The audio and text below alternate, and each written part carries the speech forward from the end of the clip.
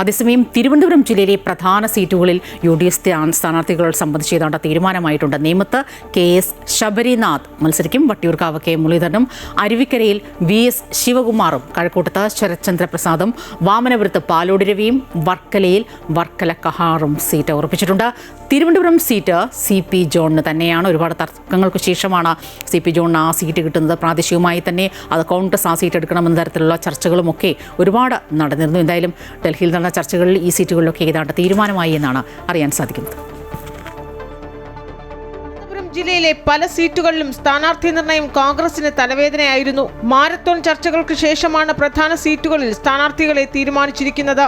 എല്ലാവരും കാത്തിരിക്കുന്ന നിയമമണ്ഡലത്തിൽ KS ശബരിനാഥ് തന്നെ മത്സരിക്കണമെന്ന ആവശ്യമാണ് ഉയർന്നത്. BJPയുടെ ഉറച്ച കോട്ടയിൽ രാഷ്ട്രീയ പോരാട്ടത്തിനായി KS ശബരിനാഥിനെ കളത്തിലിറക്കാനാണ് ഡൽഹി നടന്ന ചർച്ചയിൽ തീരുമാനമായത്. വട്ടിയൂർക്കാവ് K മുരളീധരൻ ആദ്യമേ ഉറപ്പിച്ചതാണ്. തിരുവനന്തപുരം സെൻട്രലിനായി പോരാട്ടം നടത്തിയ VS ശിവകുമാറിനും ശരത്ചന്ദ്ര പ്രസാദിനും മറ്റ് സീറ്റുകൾ നൽകി. ശിവകുമാർ അരുവിക്കരയിൽ ജനവിധി തേടും. കഴക്കൂട്ടത്താണ് ശരത്ചന്ദ്ര പ്രസാദിനെ സ്ഥാനാർത്ഥിയാക്കുന്നത്.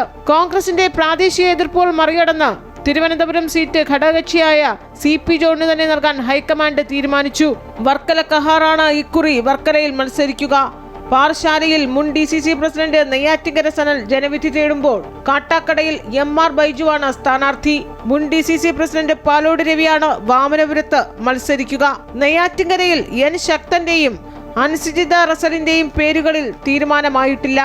ചിറയിൻകീഴ് ഏറെക്കുറെ KS ഗോപകുമാറിന് തന്നെ നൽകും. രമ്യ ഹരിദാസിന്റെ പേര് ചർച്ചയിലുണ്ടെങ്കിലും പ്രാദേശിക എതിർപ്പ് ശക്തമാണ്. ആറ്റിങ്ങൽ ഘടകകക്ഷിയായ RSPക്ക് തന്നെ നൽകും. അരുൺകുമാറാണ് ആറ്റിങ്ങലിൽ ജനവിധി തേടുക. കോവളത്ത് സിറ്റിംഗ് MLA M വിൻസെന്റ് തന്നെ കളത്തിലിറങ്ങും. 2 ദിവസത്തിനകം പ്രഖ്യാപനമുണ്ടാകും. അമൃത ന്യൂസ്, തിരുവനന്തപുരം.